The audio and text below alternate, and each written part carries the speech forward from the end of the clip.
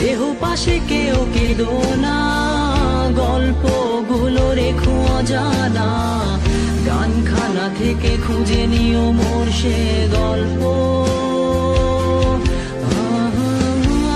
যাতে লিখা হাজার কষ্ট, নিজেকে ভেবে নিতাম এক শ্রেষ্ঠ, যার প্রতি পদে জীবন বিচ্ছেদের স্বপ্ন।